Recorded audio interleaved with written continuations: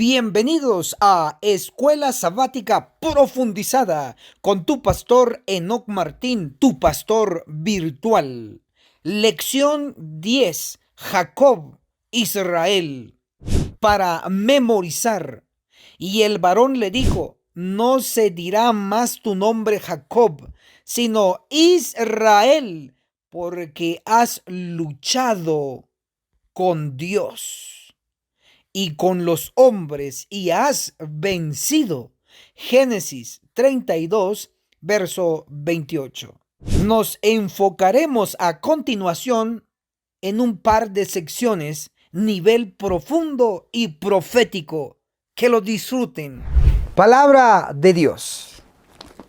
En la sección titulada, en esta ocasión, el Israel moderno. La Iglesia Adventista del Séptimo Día. Lo respalda la Biblia y los libros inspirados. Vamos a comprobarlo. Si usted es parte de este bendito pueblo de Dios, felicitaciones. Si usted aún no es parte del pueblo de Dios, pues le insto a que investigue profundamente la verdad y lo descubra, y que sepa que unirse al pueblo de Dios es un privilegio, pero también una gran responsabilidad. Bien, dicho eso, vamos a explicar que el Israel antiguo fue un ejemplo del Israel de los últimos días de nuestro tiempo, el Israel moderno. El Israel antiguo, podemos citar alguna referencia como Éxodo, el capítulo 5, el versículo 2, declara: Faraón dijo: ¿quién es el Señor para que yo escuche su voz y deje ir a Israel? Subraye Israel. No conozco al Señor y además no dejaré ir a Israel. Entonces, este Israel aquí no es el personaje individual, sino que es el pueblo que estuvo esclavizado en Egipto. Este Israel no es el moderno, es el antiguo. Y voy a citar Deuteronomio, el capítulo 32, el versículo 7. Declara: acuérdate de los tiempos antiguos. Y hoy nos estamos acordando del Israel antiguo, que fue un ejemplo del Israel de hoy, Israel moderno. Ahora, tenemos que descubrir quién es el Israel de hoy, el Israel moderno, para que usted lo sepa, quién es el pueblo actual del Dios Todopoderoso. ¿Listos? Entonces vamos a darle por lo menos un par de citas del espíritu de profecía. Número 1, tenemos Testimonios para la Iglesia, el tomo 4, la página 482. Declara: se me presentaron la incredulidad y los pecados del antiguo Israel, y vi que en el moderno Israel se cometen delitos similares. Lo que está diciendo aquí la hermana White es que los pecados que realizó el Israel antiguo en Egipto, en el desierto, en la tierra prometida, el Israel moderno está repitiendo los mismos pecados. Rebeldes y tercos allá, rebeldes y tercos aquí. Les pongo un ejemplo. El Israel antiguo en el desierto decía: oh Moisés, ¿por qué nos trajiste al desierto a morir? Mejor hubiéramos muerto en Egipto. Allá nos daban carne, nos daban pescado y gratis, y tú aquí nos traes a morir al desierto. Querían carne y Dios les dio carne. No les daba carne, no porque no podía darles, sino porque no quería, sino porque quería cuidarles la salud. Pero ellos exigieron y exigieron, y Dios les dio que se hartaran la carne. Y les dio codornices, y la carne de las codornices estaban en sus bocas cuando se murieron. Se murieron por rebeldes y tercos. Ahora, en el Israel moderno, Dios dice, en Consejos sobre el régimen alimenticio, libro de Elena de White, donde nos dice: ni un gramo de carne debiera entrar en nuestro estómago. Pero no entra un gramo, entra media libra, entra una libra de carne asada, de pollo frito, de etcétera, etcétera, entra la carne. Rebelde Israel antiguo rebelde Israel moderno. Si usted todavía no está siguiendo las instrucciones avanzadas hacia el pueblo de Dios y el Israel moderno, escriba ahí abajo: ministro, yo necesito urgentemente un coco wash, un lavado de cerebro, porque no entendemos. ¿Y cómo vamos a hacernos un lavado de cerebro, un coco wash? Con ayunos todos los martes, y cada fin de mes, el último martes de mes, 3 días, martes, miércoles y jueves. Al momento de la grabación estoy en el tercer día de ayuno internacional. No solo yo, sino que me acompaña un séquito de hermanos a nivel mundial, a nivel de muchos países. Gracias a Dios por ello. Pero si necesita un coco wash, hágalo. Súmese con nosotros y le vamos a apoyar, inclusive con libros gratis, cursos de nuestra agencia misionera con sede en Guatemala para usted. Entonces, vamos a dar una segunda referencia del espíritu de profecía aquí en el libro electrónico Testimonios para la Iglesia, el tomo 9, en la página 131 declara: los adventistas del séptimo día, el Israel de hoy. Entonces, es bien definitivo y claro que el Israel de hoy, el moderno, es la iglesia adventista del séptimo día. Si usted es parte del pueblo de Dios, qué privilegio, pero qué responsabilidad, porque estamos a punto de enfrentar una gran crisis. Estamos a punto de enfrentar el juicio de los vivos como nunca antes se haya visto y televisado y transmitido vía tecnología avanzada, como vemos hoy en las redes sociales. Porque estoy seguro que el juicio de los vivos va a ser noticia a nivel mundial, que van a estar muriendo adventistas rebeldes que no van a obtener el sello del Dios vivo en sus frentes. Van a morir y se van a acordar de esta instrucción en este momento a través de su servidor, ministro Enoch Martín. Pero yo sé que usted quiere ser de los sobrevivientes. Como parte del pueblo de Dios, dele me gusta a este botón ahí abajo. Ahí abajo ahí dice me gusta y hay un botoncito que está para abajo también. Si quiere, dele para abajo, pero haga algo. Y en la sección de abajo hay otro cuadrito allá de comentarios. Déjenos su opinión sobre el Israel moderno. ¿Usted cree que somos mejores que el Israel antiguo o somos peores?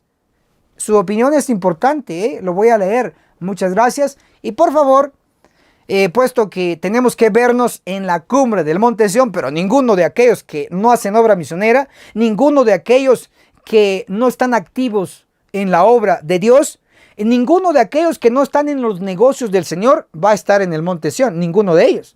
Solo los que hacen todo lo posible.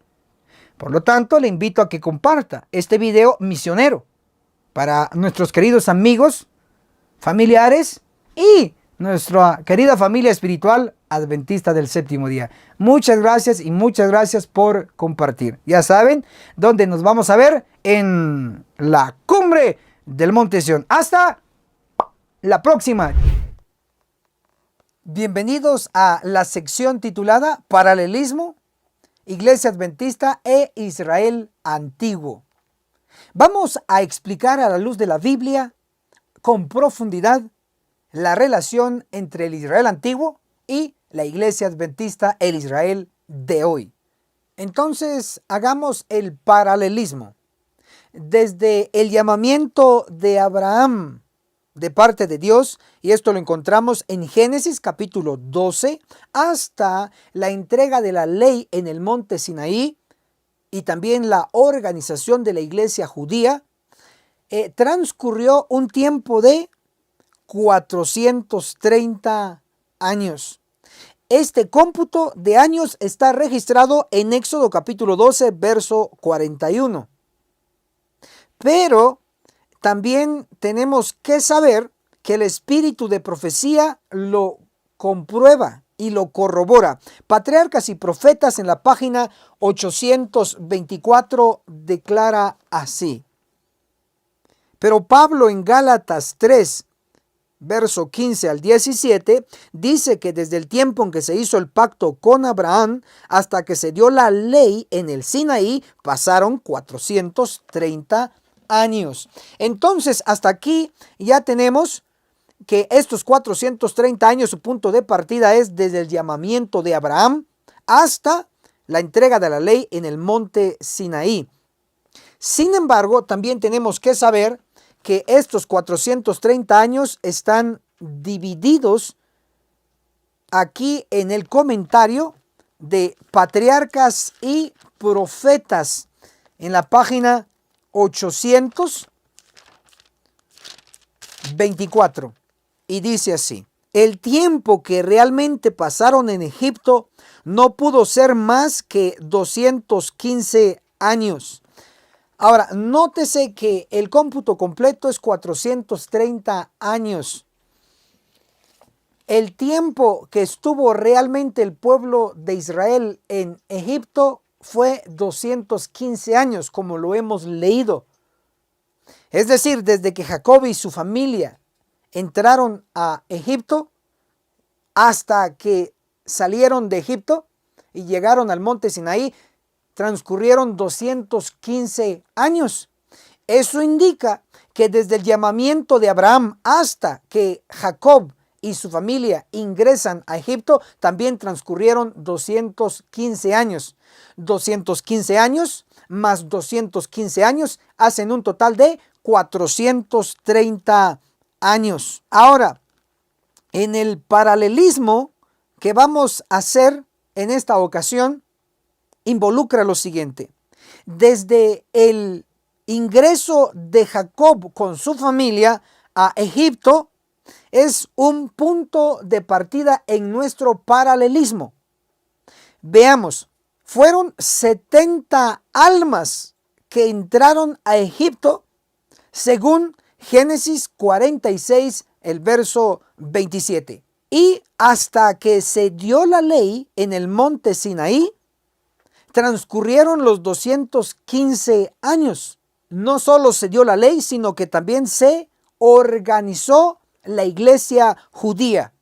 Léase Gálatas capítulo 4, lo corrobora, que fue en el Sinaí donde se organizó la iglesia judía.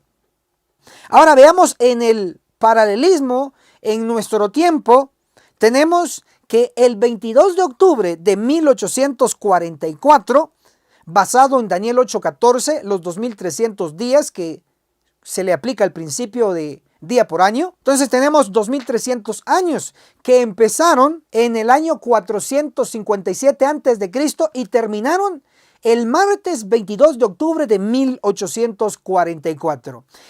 Esta fecha es el punto de partida del movimiento adventista del séptimo día. Voy a leer lo que dice el espíritu de profecía en el prólogo histórico.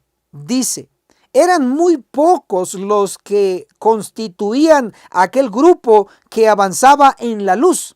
En 1846 eran como 50. Observamos entonces que el inicio del movimiento adventista fue muy poco en número. Eran como 50 adventistas del séptimo día. De igual manera, en el paralelismo, en el pasado, tenemos el movimiento de Jacob, el movimiento de Israel como pueblo. Eran 70 almas que entraron a Egipto, pero el movimiento adventista empezó con un alrededor de 50 personas. Bien, también observamos que posteriormente a este mínimo grupo de este número mencionado de 50 personas, se organizó la iglesia adventista años después, oficialmente o formalmente, y fue en el año 1863. Y según los libros de historia de la iglesia adventista, en 1863 se organizó lo que llamamos la Conferencia General, que comanda a los más de 20 millones a nivel mundial. En 1863 la Conferencia General, los líderes contaban con un pueblo de 3.500 almas adventistas del séptimo día. Ahora, vamos a notar que en el paralelismo con el Israel antiguo en el pasado, en el monte Sinaí, el Israel antiguo, cuando se organizó y recibió la ley de Dios, contaba con 600,000 hombres de a pie, según Éxodo capítulo 12, el verso 37. Ahora, en la iglesia adventista, cuando se organizó el Israel moderno, en 1863 contaba con tan solo 3,500 miembros. Pero es interesante que el Israel antiguo en el monte Sinaí a sus alrededores, al organizarse según Éxodo 19, del verso 25 al verso 26, se eligió jefes, es decir, líderes. Pero también Éxodo capítulo 24, el versículo 1, nos menciona que se eligieron 70 ancianos, líderes de todo el pueblo de Israel. Ahora, así como en el pasado, en el monte Sinaí, se organizó la iglesia judía y se les dio la ley, los 10 mandamientos, también en el paralelismo, en nuestro tiempo, se organizó la iglesia adventista en 1863 con 3,500 almas adventistas. Y encontramos este paralelismo donde se organizó con un presidente de conferencia general, con secretario, con tesorero, con vocales y con miembros 3,500. ¡Qué impresionante!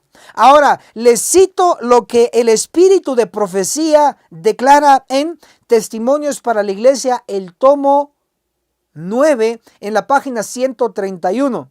Los adventistas del séptimo día, el Israel de hoy.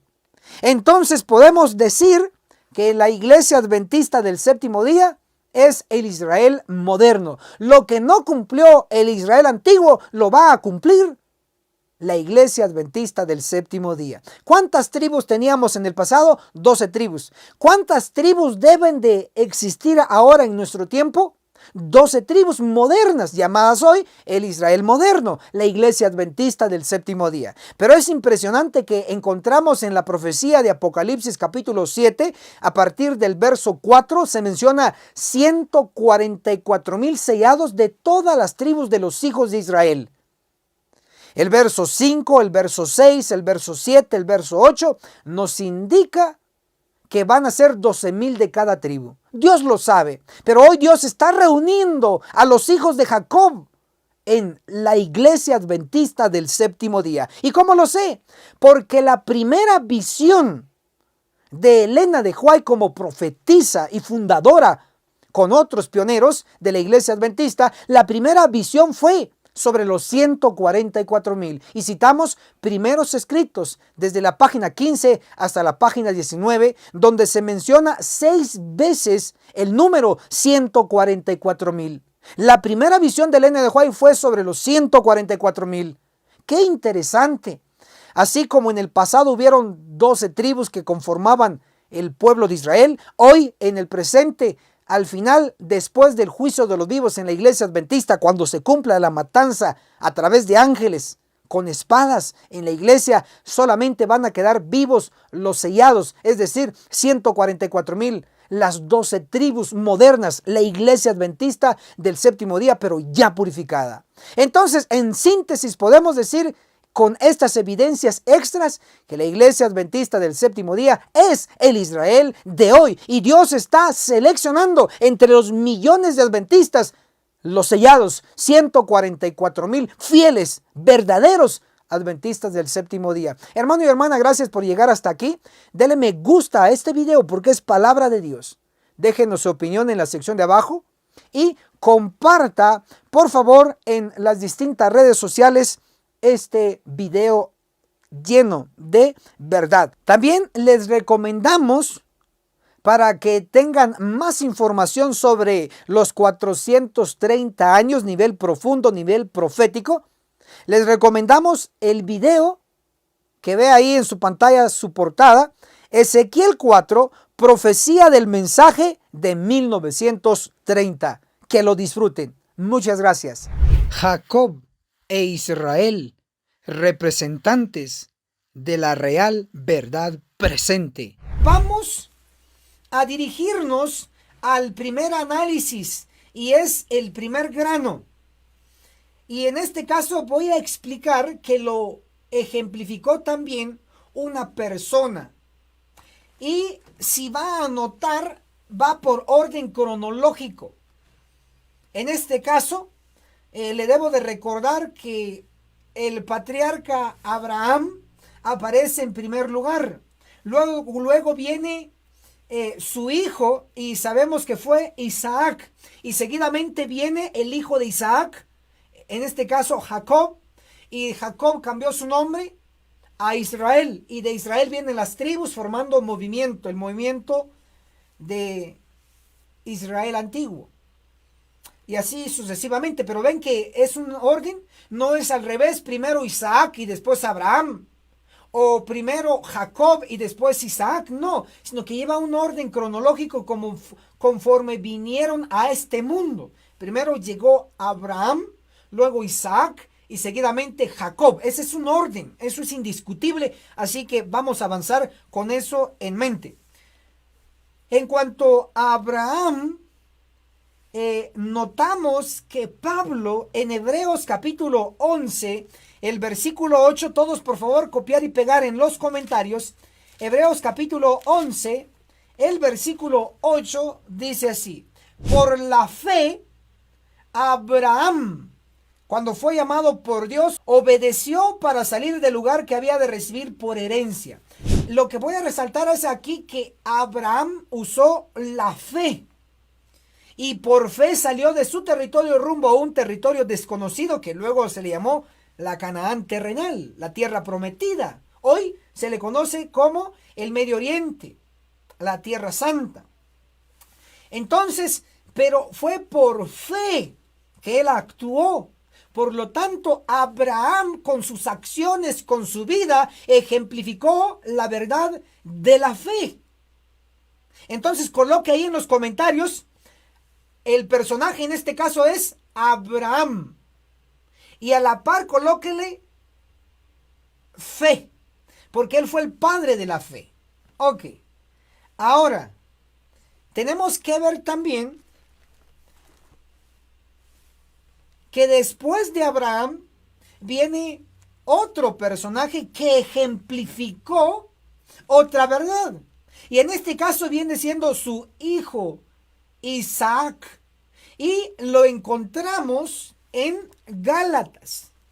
Vamos al Nuevo Testamento, porque ahí ya está interpretado gran parte de las verdades del Antiguo Testamento. Capítulo 4, por favor, el versículo 27 dice así: porque está escrito, alégrate estéril que no das a luz, prorrumpe y clama la que no está de parto, porque más son las hijas de la dejada que de la que tiene esposo.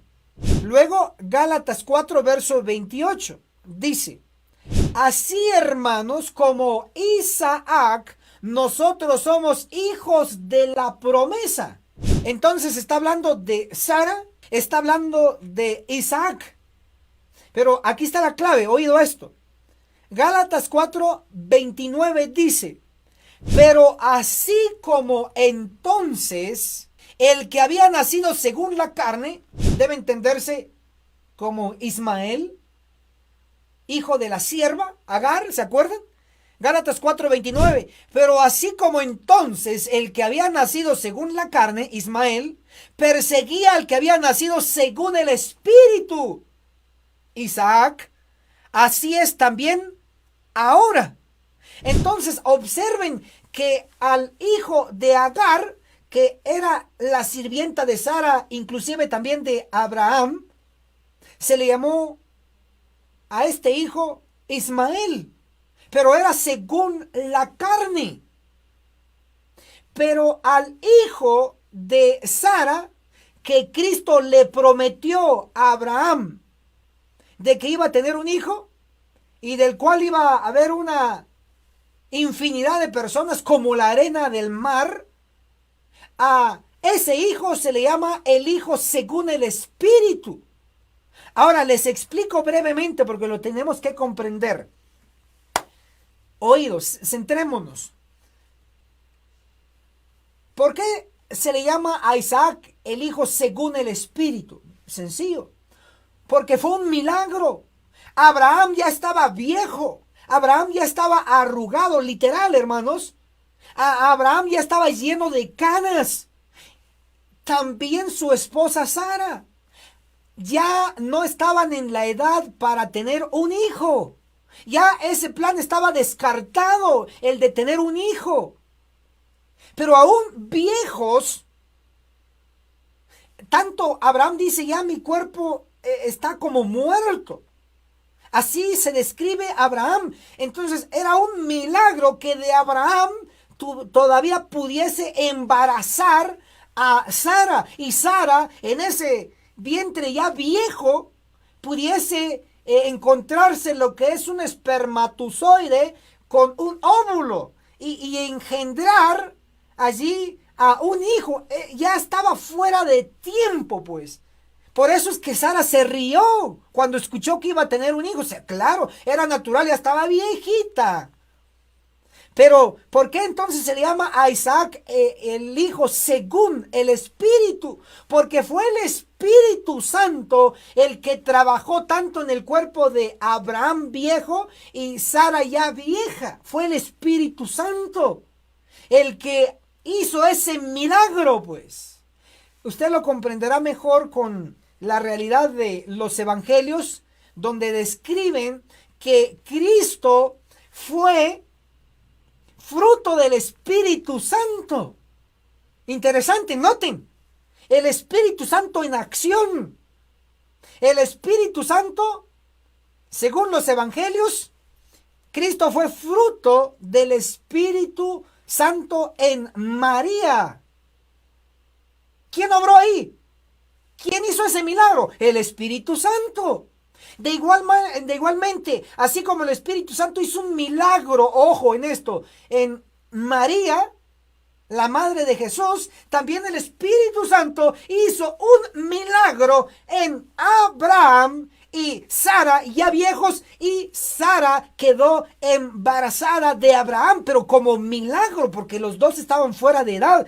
Por eso se le dice que Isaac es el hijo según el Espíritu. ¿Por qué? Porque el Espíritu Santo es el que realizó ese milagro en el cuerpo de Abraham y Sara para tener a Isaac. En resumen, entonces, Abraham ejemplificó la verdad de la fe, padre de la fe. Ahí escríbalo. Y luego viene Isaac. Isaac ejemplificó la verdad del Espíritu Santo. Impresionante. Entonces coloque en los comentarios Isaac igual la verdad del Espíritu Santo. Llevamos ya dos. Después de Isaac tenemos a un personaje más. Usted sabe que en Génesis se describe a este personaje. Vamos a dirigirnos, por favor, copie y pegue los versículos para que todos lo leamos. Vamos a ir a Génesis, el capítulo 32. El versículo, especialmente el versículo 26, 27, 28. Tres versículos, del 26 al 28. Puede copiar y pegar en los comentarios. El orden entonces, Abraham, Isaac, y luego Isaac tuvo a Esaú y Jacob. Eso usted lo sabe.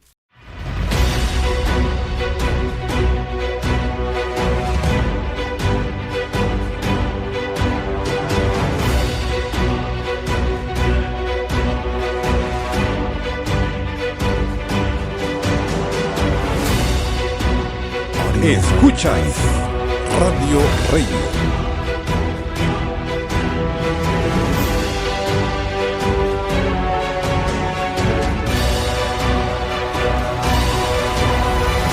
La voz de Miqueas 6:9. Ahora, pero el primogénito fue Esaú. Y estamos conscientes que Esaú vendió su primogenitura. O sea, el puesto de sacerdote lo perdió Esaú y se lo ganó, aunque engañando, se lo ganó Jacob. Entonces Jacob, porque debería ser así, noten el orden, debería ser Abraham, luego Isaac y seguidamente Esaú. Pero como Esaú vendió su primogenitura, entonces el lugar se lo cedió a Jacob. Tenga cuidado, no ceda su lugar usted. Entonces fue hecho a un lado Esaú y el lugar lo ocupó Jacob. Entonces el orden viene siendo ahora Abraham, Isaac y Jacob. Ahora Jacob está en el tercer lugar y Jacob ejemplificó una verdad muy importante. Ahora le voy a señalar qué verdad según las escrituras. Abramos Génesis capítulo 32. Empecemos en el verso 26. El varón le dijo: déjame que raya el alba. Pero Jacob respondió: no te dejaré si no me bendices. Miren, él estaba luchando por ese lugar, el lugar que le cedió Esaú. Ahí está Jacob luchando. Quería la bendición. Hay que esforzarnos, hermanos. Nada viene suave, nada viene fácil. Hay que esforzarnos y luchar hasta la muerte si es posible. Génesis capítulo 32, ahora el verso 27. Y el varón le preguntó: ¿cuál es tu nombre? Respondió: Jacob. Interesante. Ahora Génesis 32, verso 28 dice: y él le dijo, aquí sí, por favor no falle, copie y pegue este versículo. Y él le dijo: no te llamarás más Jacob, sino Israel, porque has peleado con Dios y con los hombres y has vencido. Entonces, si observan, hermanos y hermanas, tenemos que Jacob luchó con Dios y venció. Ahora, pregunto, si usted o yo luchamos con Dios, ¿llevamos la de ganar o llevamos la de perder? Pues es más fácil creer que llevamos la de perder, porque ¿quién le va a ganar a Dios? Por favor, díganme, ¿quién le va a ganar al Todopoderoso? Algo imposible. Pero aquí la escritura lo dice claramente. Génesis capítulo 32, el verso 28.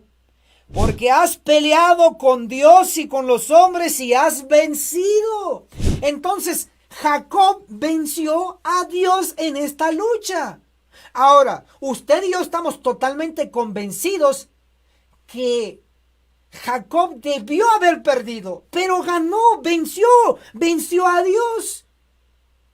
¿Y cómo se llama cuando alguien se le da algo que no merece? En este caso, Dios se dejó ganar de Jacob.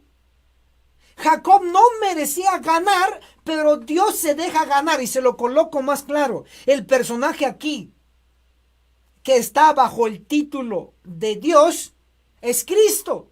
Cristo es Dios. Cristo luchó con Jacob, Jacob luchó con Cristo, y Cristo se dejó ganar como Dios ante Jacob. Ahora la pregunta es, ¿por qué se dejó ganar? Si Jacob no se lo merecía.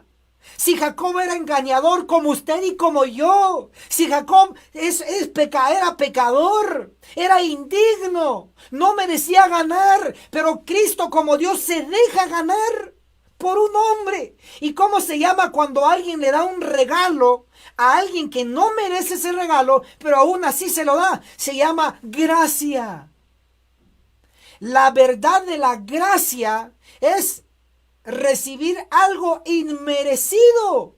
Entonces, ¿por qué ganó Jacob, un hombre de carne y hueso, contra Dios, contra Cristo? ¿Por qué le ganó? Por gracia, porque Cristo le dio ese regalo de ganar. Entonces, Jacob ejemplificó la verdad de la gracia.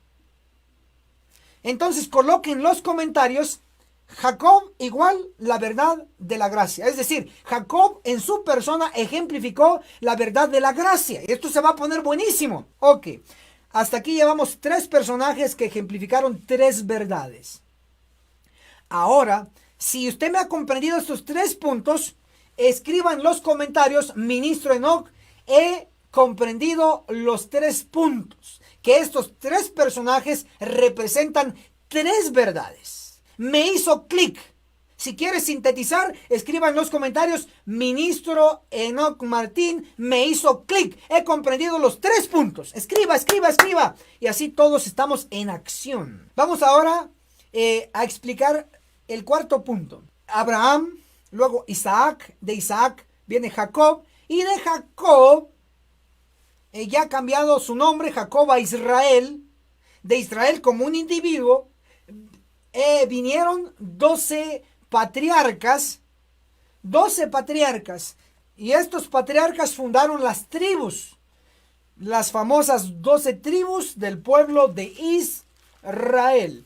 Entonces, tenemos el primer personaje, el segundo personaje y el tercer personaje. Ahora, en el cuarto punto ya no es un personaje, sino que ahora es un movimiento, un pueblo completo, que ejemplificaron verdades. Pero no puede ser cualquier pueblo, sino que tiene que ser el pueblo de Israel. Note, Abraham, Isaac, Jacob. Jacob cambió su nombre a Israel. De Israel vinieron las 12 tribus y formaron el pueblo de Israel.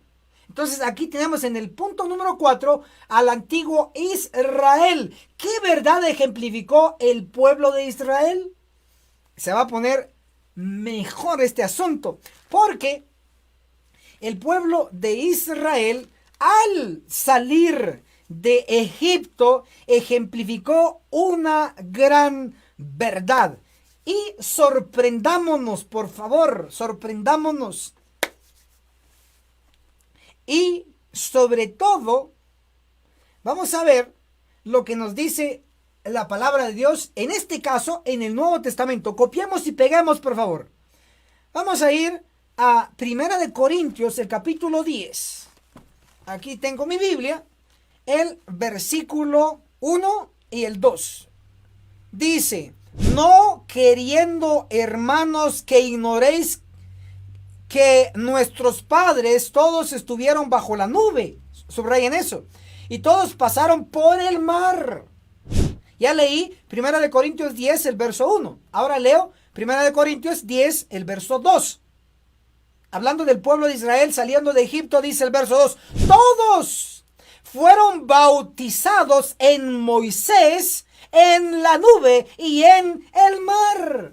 Entonces, cuando el pueblo de Israel, todos los descendientes de Jacob, salieron de Egipto, ellos cuando cruzaron el mar, fueron bautizados en la nube y en el mar. ¿Y quién los bautizó? Ahí dice, fueron bautizados en Moisés. Interesante. Entonces, cuando el pueblo de Israel salió de Egipto rumbo a la tierra prometida, ellos fueron bautizados. Entonces el pueblo de Israel, ¿qué verdad ejemplificó? La verdad del bautismo por inmersión. Entonces coloquen en los comentarios, Israel antiguo igual ejemplificó la verdad del bautismo por inmersión. Ahí colóquenlo, por favor, colóquenlo. Impresionante. Hasta aquí ya llevamos 4 verdades. Vamos a la quinta verdad ejemplificada en movimientos. Ahora vamos a dirigirnos que el profeta Ezequiel nos describe por lo menos un par de lugares donde estuvo el pueblo de Israel. Ezequiel capítulo 20, el versículo 10, copie y pegue por favor en los comentarios, que esto es muy importante. Los saqué de Egipto y los traje al desierto. Entonces, en el transcurso entre Egipto rumbo al desierto, allí ellos fueron bautizados. Ya explicamos esa parte, pero no hemos explicado la parte cuando el pueblo estuvo en el desierto. Entonces, el pueblo de Israel antiguo en el desierto ejemplificaron una verdad. ¿Qué verdad? Bueno, usted sabe, basado en, no un capítulo, no en un versículo, sino basado en libros. En Génesis, Éxodo, Levítico, Números y Deuteronomio. En estos 5 libros, llamados el Pentateuco, está registrado lo que se realizó en el desierto. ¿Y qué se realizó en el desierto? Bueno, el pueblo de Israel antiguo instituyó por primera vez lo que hoy conocemos como el santuario terrenal, que luego Pablo lo explica en Hebreos capítulo 8, e inclusive en el capítulo 9, sobre el santuario terrenal, y añade luz sobre el santuario celestial. Pero hoy quiero enfocarme en lo que estaba pasando en la tierra cuando el pueblo de Israel antiguo se trasladó o se mudó al desierto. En el desierto, ¿qué verdad ejemplificaron ellos? Bueno, sabemos que lo que se restauró o se inició de manera como la conocemos ahora, como el atrio, el lugar santo y el lugar santísimo, todo eso, lo del santuario terrenal y sus departamentos o sus divisiones. Eso se estableció en el desierto. ¿Por quiénes? Por el pueblo de Israel. Entonces podemos definir que el pueblo de Israel antiguo en el desierto ejemplificó la verdad del santuario. Entonces escriba en los comentarios: Israel antiguo en el desierto igual ejemplificó la verdad del santuario. Escríbalo ahí. Noten qué impresionante cómo Dios fue revelando sus verdades. Primero por personajes, luego por movimientos. Y esto se va a poner buenísimo. Escriba en los comentarios: Ministro Enoch Martín, hasta aquí he comprendido el punto número 5 de que el pueblo de Israel antiguo en el desierto ejemplificaron la verdad del santuario. Escriba ahí: Ministro Enoch Martín, me hizo clic en el 5.º punto. Escriba, todos por favor, todos en acción, en los comentarios. Acuérdense que aquí es algo dinámico, no es algo estático. Usted actúa, yo actúo y todos trabajamos para el Señor. Si usted se acaba de sumar, dele me gusta a esta transmisión y comparta en su muro y en grupos de Facebook o WhatsApp donde pueda, pero comparta. Así todos hacemos una parte. Vamos a el 6.º punto. Y viene siendo que el pueblo de Israel no solo estuvo en Egipto, no solamente cruzó el mar, sino que estuvo en el desierto, ya lo explicamos. Pero después del desierto, ¿a dónde se dirigieron? Para ello, vamos a leer lo que dice Ezequiel capítulo 20. Miren qué dice aquí Ezequiel capítulo 20. Copiar y pegar, por favor, los versículos. Ezequiel 20, en el versículo 27 y 28. En la parte del 27, la última parte, dice: así dice el Señor el Eterno, aún en esto me afrentaron vuestros padres cuando se rebelaron contra mí. Siempre el pueblo rebelde. Ezequiel 20, ahora el verso 28, ahí está la clave. Porque yo los traje a la tierra que con mi mano en alto juré que les daría. Entonces, noten, tenemos que el pueblo de Israel antiguo estuvo primero en Egipto, segundo en el desierto y tercero en la tierra que Él les prometió, la tierra prometida, la Canaán terrenal. Ahora, el pueblo de Israel antiguo en la tierra prometida, ¿qué verdad ejemplificó? Ahora, para entender esto, usted debe de comprender lo siguiente. El pueblo de Israel antiguo en el desierto, como bien es conocido, estuvieron vagando en el desierto durante 40 años. No eran sedentarios, sino que eran nómadas. Estuvieron dando vueltas en el desierto. ¿Cuánto tiempo? 40 años. ¿Por qué? Por rebeldes, por incrédulos. Ok. 40 años dando vuelta ahí. No tenían descanso, siempre dando vueltas. Donde la nube se movía, se movían ellos. Y así. No había descanso en el desierto. Siempre en actividad. Pero ellos, acuérdense que tenían que armar el santuario, desarmar el santuario terrenal en el desierto. Entonces no había descanso. Pero después de los 40 años en el desierto, ellos pasan el río Jordán y llegan a la tierra prometida. Estando en la tierra prometida, oído a esto, el pueblo de Israel ya no estuvo dando vueltas y vueltas en la tierra prometida, sino que una vez estado en la tierra prometida, se establecieron. Ya no estuvieron dando vueltas. Podemos decir entonces que el pueblo de Israel, estando en la tierra prometida, reposó. Ya no estuvieron dando vueltas con el santuario terrenal, sino que se establecieron. Entonces el pueblo de Israel antiguo reposó en la tierra prometida. Descansaron pues. Por lo tanto, decimos que el Israel antiguo en la tierra prometida ejemplificaron la verdad del sábado, la verdad del reposo. ¡Wow! Esto es sorprendente. Pero esto no termina aquí. Pero sí ya podemos hacer la conexión. Tenemos 3 personajes que ejemplificaron 3 verdades. Tenemos 3 movimientos que en realidad es el pueblo de Israel antiguo, solo que en diferentes lugares. Hemos explicado que estos 3 movimientos de Israel antiguo ejemplificaron también 3 verdades. Entonces, 3 personas con 3 verdades, ejemplificando 3 verdades. 3 movimientos en distintos lugares, ejemplificando 3 verdades. Sumemos 3 más 3, 6. 6 verdades. Ahora, aquí está el punto. Ezequiel, el capítulo 4, el versículo 9 dice: toma para ti trigo 1, cebada 2, habas 3, lentejas 4, mijo 5, espelta 6. ¿Cuántos granos entonces se menciona en Ezequiel 9:4? Se menciona 6 granos. ¿Cuántas verdades hemos visto que vinieron punto por punto y paso por paso? 6 verdades también. Por eso decimos que estos 6 granos de Ezequiel 4 versículo 9 representan 6 verdades. Desde la verdad de la fe hasta la verdad del séptimo día, el sábado, el reposo del pueblo de Dios. Impresionante.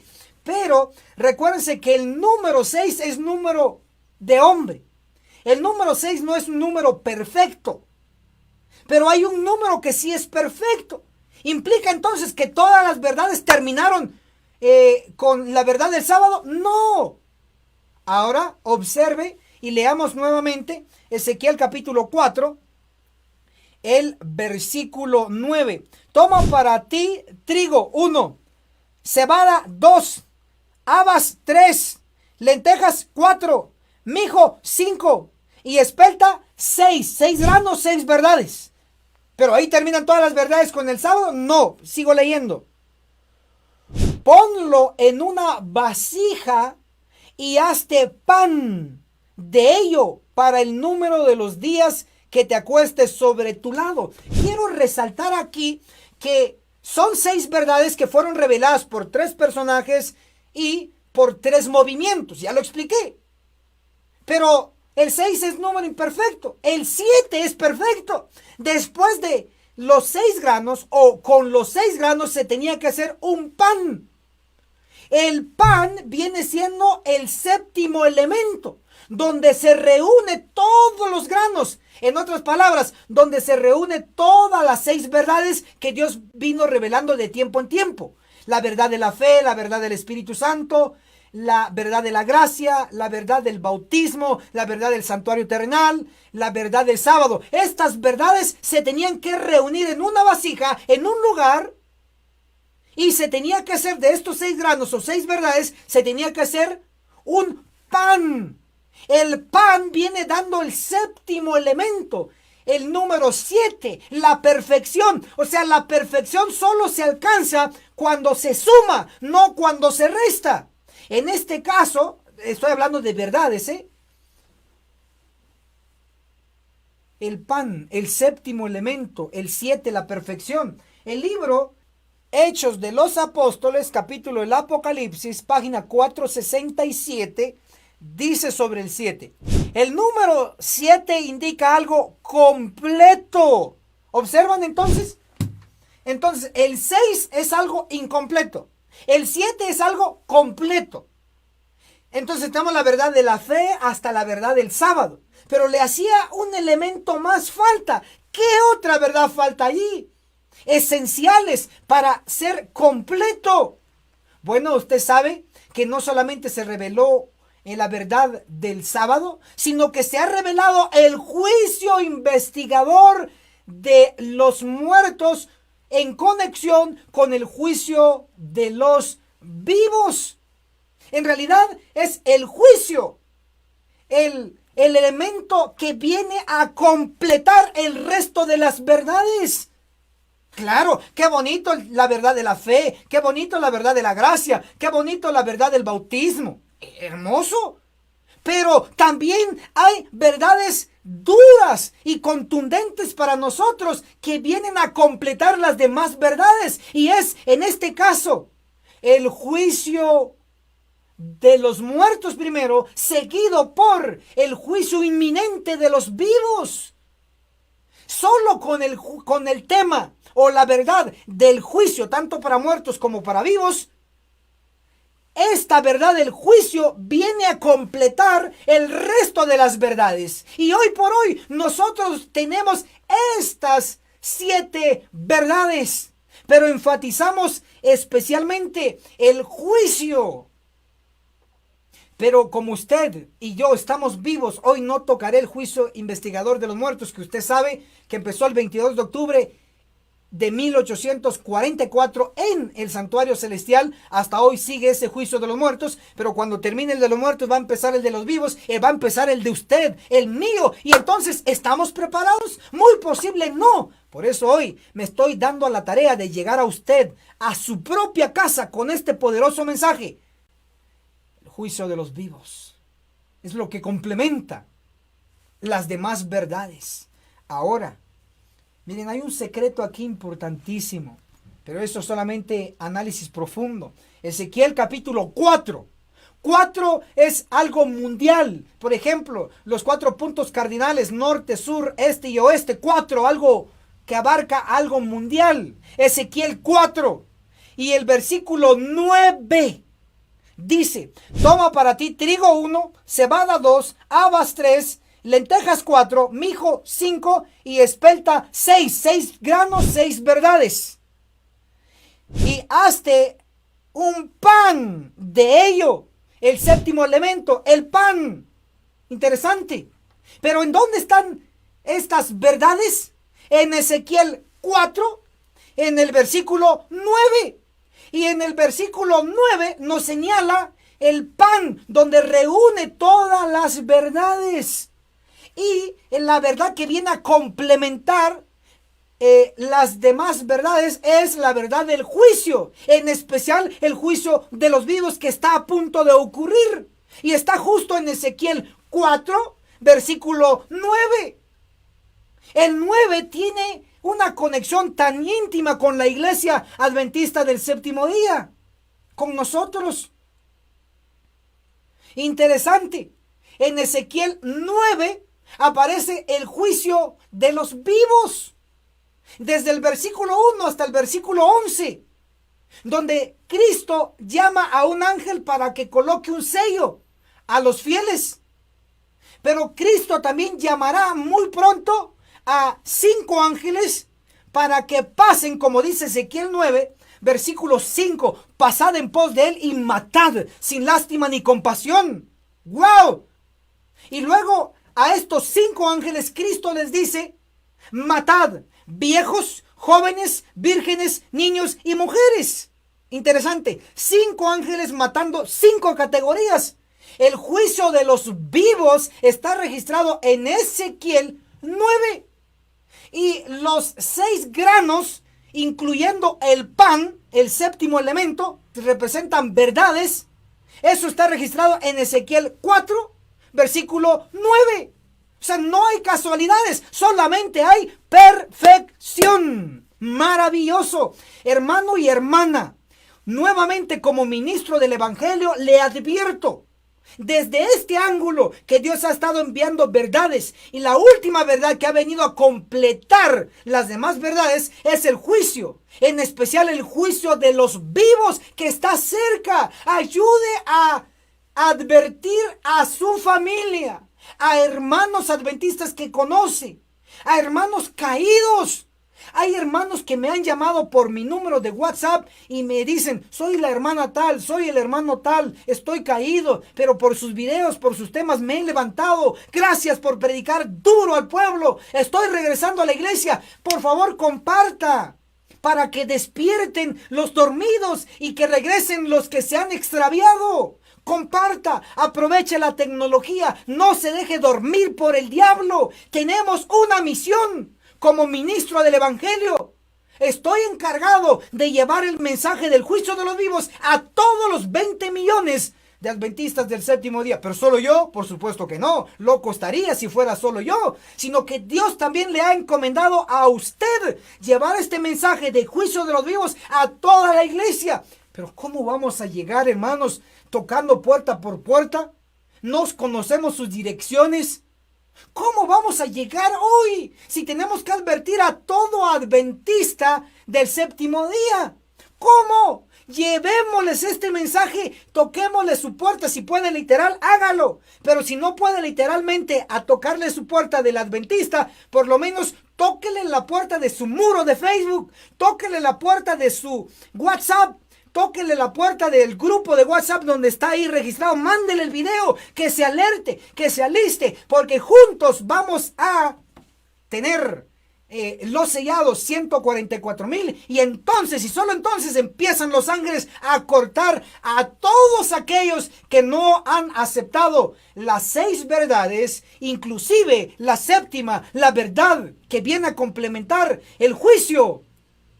Sí, el juicio. El juicio es la séptima verdad, en el sentido de que viene a completar, viene a darle el toque final para que sea completo. Hermanos y hermanas, he cumplido con ustedes en esta advertencia al pueblo de Dios. Gracias. Si comprendió todos estos puntos, escriba en los comentarios: ministro Enoch Martín, comprendí los 6 granos y el pan hecho por estos 6 granos, y entendí que el juicio de los vivos es lo que viene a completar y advertirnos a todo adventista del séptimo día. Bien, hermanos queridos, he cumplido.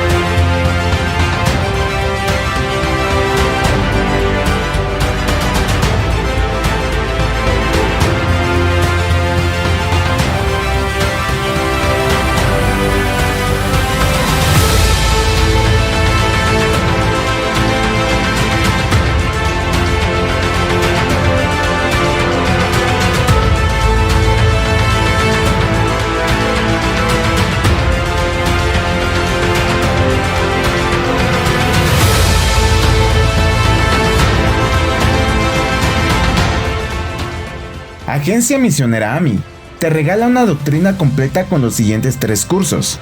Apocalipsis, el perfecto arte profético, con el autor, Pastor Enoch Martín, donde se explica todo el libro de Apocalipsis, que consta de 22 capítulos. Daniel, el perfecto arte profético, donde explicamos capítulo por capítulo de dicho libro profético. El testimonio de Jesús, 100% bíblico, que consta de 22 lecciones. Puedes comunicarte con nosotros a nuestro número de WhatsApp, más 502 42 29 77 86. Recuerda, no es vendido, es gratis.